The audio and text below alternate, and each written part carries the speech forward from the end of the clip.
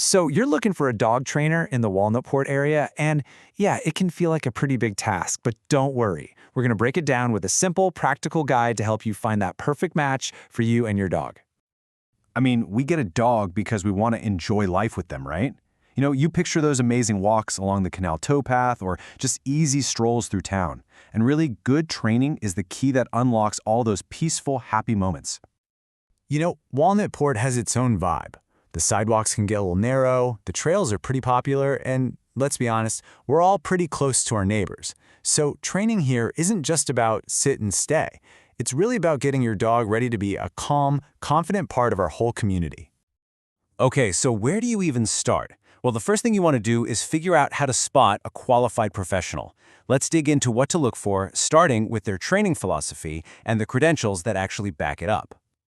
Okay, you're going to hear this term positive reinforcement thrown around a lot, and for a really good reason. The basic idea is actually pretty simple. It's all about teaching your dog what you want them to do instead of just punishing them for what you don't. This way, you end up with a confident, happy dog, not one who's anxious or scared. So, you're looking at trainer websites and you see this alphabet soup after their names, right? It can be a little confusing, for sure, but those certifications are actually really helpful clues about a trainer's education and their expertise. Let's break down what they mean.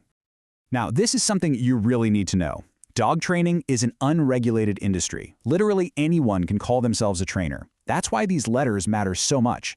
So if you see CPDTK, that tells you they've passed a pretty comprehensive test on training knowledge. KPA CTP, that means they graduated from a hands-on program that's all about positive reinforcement. If you see IAABC, that's a big deal. It signals they have expertise with more complex stuff like fear or reactivity. And CPDTKSA, that's kind of a level up. It shows they've not only passed the test, but have also proven their hands-on skills. All right, so once you've got a feel for the qualifications, the next question is, what kind of training format is actually going to work for you and your goals?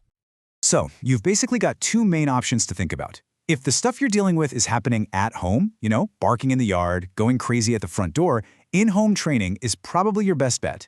The trainer comes to you and works on the problem right where it's happening. But on the flip side, group classes are awesome for learning the basics, and more importantly, teaching your dog how to focus on you even when there are other dogs and people around.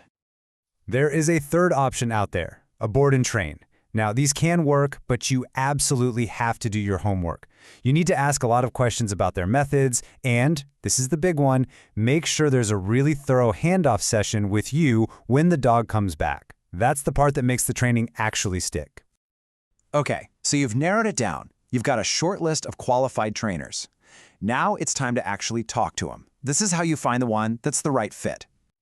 Just think of this as your little interview checklist. First, make sure their methods and philosophy feel right to you. Then, ask them flat out, have you worked with dogs who do whatever your dog's issue is? And here's a great local question. How would you help me apply this training to our walks on the towpath, or just on the streets here in the borough? Of course, get the details on packages and fees. And finally, ask what your role is, because honestly, your involvement is what's going to make or break the success long-term. All right, let's switch gears and talk about some of the real-world stuff, the practical side of being a dog owner, right here in Walnutport, from what things cost to the local rules you gotta know. So this should give you a pretty good ballpark idea of what to budget for training around here. As you can see, a group class is usually going to be in that couple $100 range, while a package of private in-home lessons will be more. Just having these numbers in your head can help you set some realistic expectations before you start making calls. Now, here is a simple but really important piece of local info. The standard leash length for our public paths and parks is 6 feet. Why? Well, it gives your dog enough room to do their thing, but it keeps them safe and close to you on our sidewalks and those busy trails. It's really just about safety and being a good neighbor, so it's probably best to leave those long, retractable leashes at home when you're out for a public walk. And finally, just a few quick essentials for being a great dog-owning neighbor around here. First, you do need to have your dog licensed with Northampton County, and of course they have to be current on their rabies vaccine. That's state law.